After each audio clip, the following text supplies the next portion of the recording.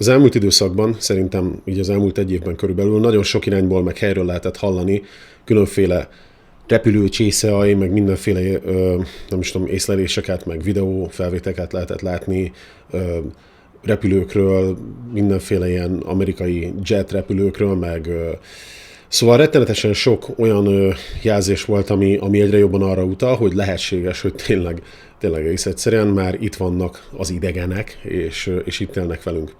Megmondom őszintén, hogy én egyébként ezzel kapcsolatban eléggé szkeptikus vagyok, és szerintem ez rettenetesen szinte lehetetlen lenne titokban tartani, meg nehezen tudnám azt is elképzelni, hogy lennének olyan lények mondjuk, amik nem tudom, így az űrt átszelve, az univerzumot átszelve átjönnek, és aztán utána titokban bujkálnak a kerítés mögött, vagy nem tudom, hogy nehogy az emberek észrevegyék őket, szóval nem tudom, én megmondom őszintén, hogy nem nagyon hiszek ebben, de ez a mai videó nem is arról fog szólni, hogy én hiszek-e benne, vagy nem hiszek-e benne, vagy én mit gondolok erről az egészről, hanem arról fog szólni, hogy egy kicsit megpróbálom végig gondolni, hogy mi lenne a hatása annak, hogyha tényleg kiderülne, hogyha mondjuk így nem tudom, Amerika vagy bármelyik kormány napvilágra hozná, hogy egész egyszerűen eddig próbáltuk titkolni, de most már itt az ideje felfedni az egészet, és valójában köztünk élnek az idegenek, vagy valahol rejtőzködnek, vagy nem tudom, vagy kapcsolatban vagyunk velük, és technológiai fejlesztéseket csentünk el tőlük, meg ilyesmi. Úgyhogy tényleg ez csak arról szól ez a mai videó, hogy mi lenne, ha. Elsősorban én úgy gondolom, hogy én alapvetően nem vagyok egy túl optimista ember, de ezt az egész témát nagyon-nagyon sötéten látom, és úgy gondolom, hogy ez az emberiségnek egy hatalmas trauma lenne, egy hatalmas civilizációs trauma, és nem feltétlenül gazdaságilag, meg nem tudom, katonai összeomlás vagy ilyesmi lenne, hanem ez az egész inkább pszichológiai és morális összeomlást hozna magával, hogyha tényleg kiderülne, hogyha ilyen bejelentés napvilágot látna. Hogy miért gondoltam azt, hogy erről érdemes így eleve gondolkodni?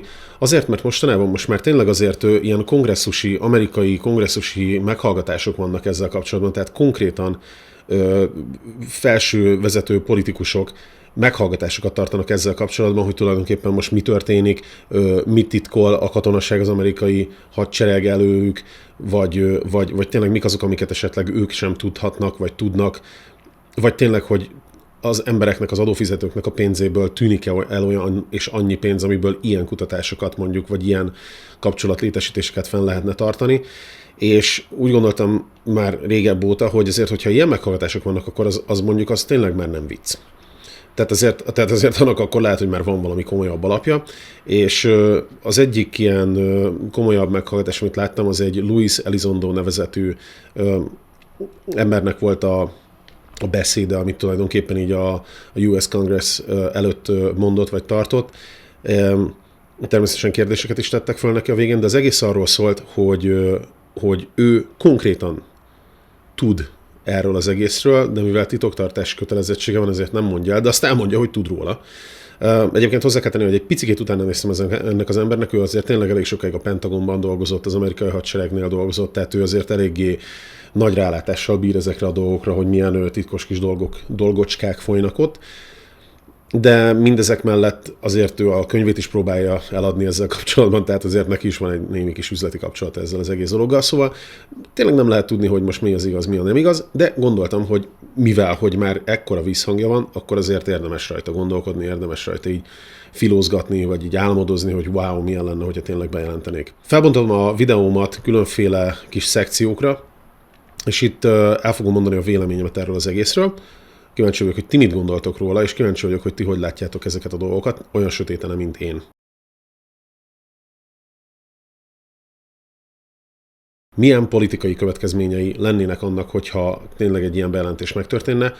Az első és legnagyobb pont az, hogy az országvezetők, vagy akik erről tudtak, azok a politikusok, valamint azok a katonai vezetők teljesen elvesztenék a hitelességüket, és az emberek, az átlagember és ezek a vezetők közötti nem is tudom, bizalom, az teljesen megingana.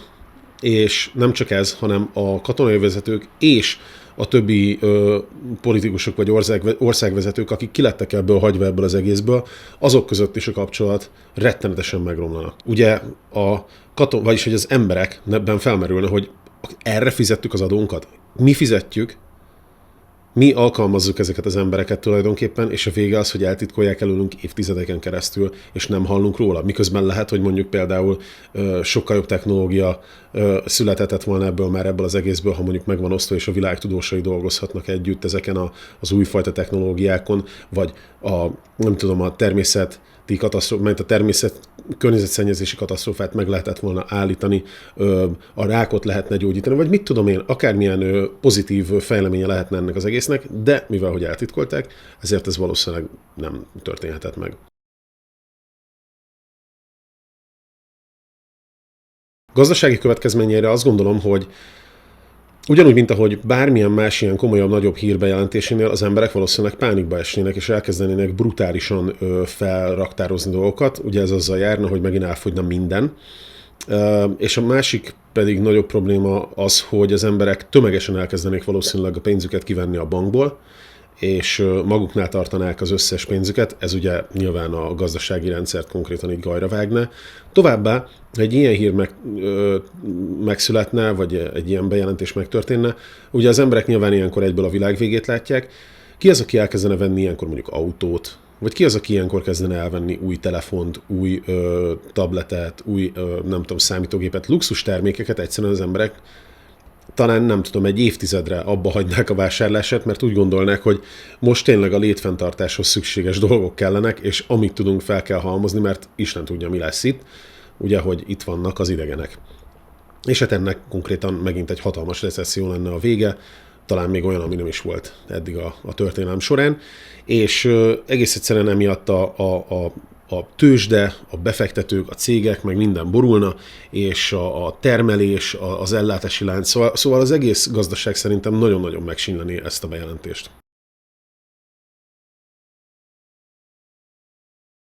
Én úgy gondolom, hogy a társadalmi hatásai között az egyik az lenne, az egyik nagyon nagy probléma, amit már a politikai hatásoknál is mondtam, hogy az emberek, mivel hogy teljes bizalomvesztéssel küszködnének így az állam, meg a bizonyos, nem is tudom, ilyen állami részek iránt, ezért lehet, hogy utcára vonulnának.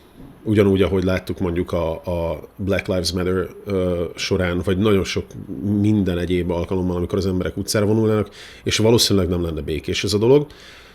A másik pedig az, hogy ugye keresnék az emberek a bűnbakot. Ki az? Ki volt az? Ki az, aki együttműködött vele? Ki az, aki tudott róla? Meg ilyenek.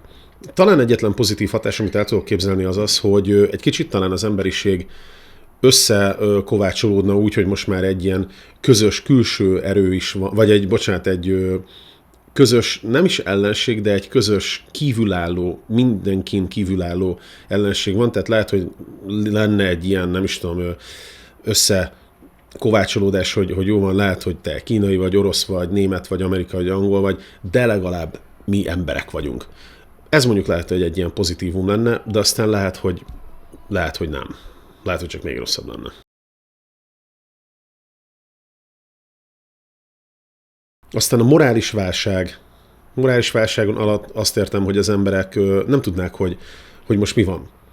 Nem tudnák, hogy ezek a alienek, vagy mit tudom én, nem emberi lények, azok mennyire békések, mennyire támogatóak, és azt gondoljuk, hogy már ha van egy ilyen nem tudom, életforma, akkor még hány lehet ezen kívül, és aztán biztos, hogy nem mindegyik tényleg barátságos, biztos, hogy nem mindegyik támogatni és fejleszteni akar minket, úgyhogy az emberek szerintem valószínűleg hatalmas félelemben élnének, nagyon sokan, és hát ez a félelem soha nem vezet soha semmilyen jóhoz.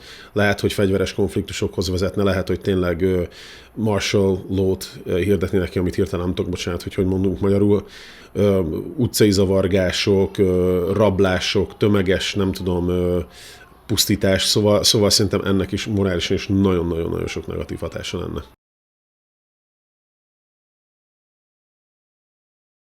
És legutoljára hagytam talán az egyik legnagyobb problémát, az pedig a vallási következményei ennek az egésznek. A világvallások szerintem alapjaiban meginoknának. Mi jelenleg úgy gondoljuk, hogy különlegesek vagyunk. Minket, legalábbis a keresztény hit szerint, Isten a saját önmaga képére alkotott.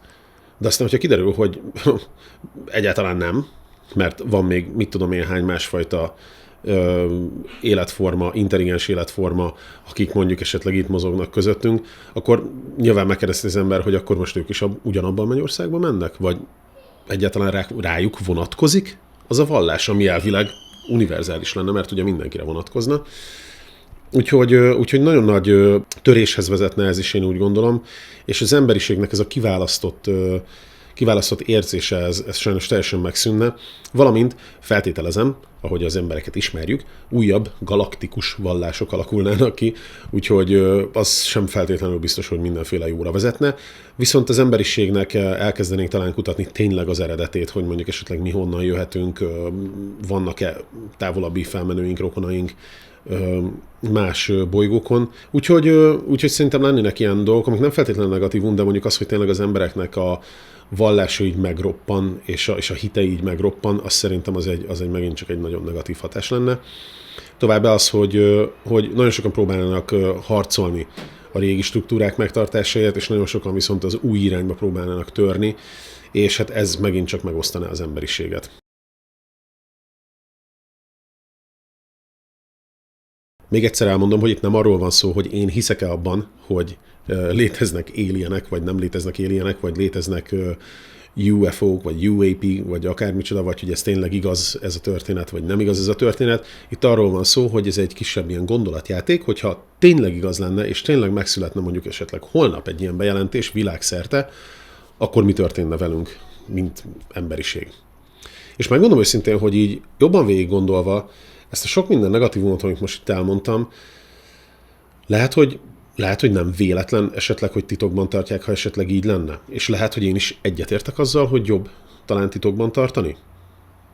Igen, én úgy gondolom, hogy egyetértek vele, hogyha nem is jobb titokban tartani, de lehet, hogy jobb tényleg lassacskán szépen becsöpögtetni, beadagolni az embereknek, ahogy talán lehet, hogy most éppen történik. Kérlek, mondjátok el, hogy mit gondoltok ezzel kapcsolatban a komment szekcióban, és próbáljuk egymás véleményét tisztában tartani úgy, ahogy eddig mindig is, és nagyon köszönöm, hogy itt voltatok velem, és nagyon köszönöm, hogy ezt az egészen agykifacsarodott témát is végigköltétek velem, hogyha még mindig itt vagytok, és ne felejtsétek el feliratkozni, lájkolni, szeretni, csókoltatni. Mindenkinek nagyon szép napot kívánok, és szevasztok, viszlát a legközelebbi videóban.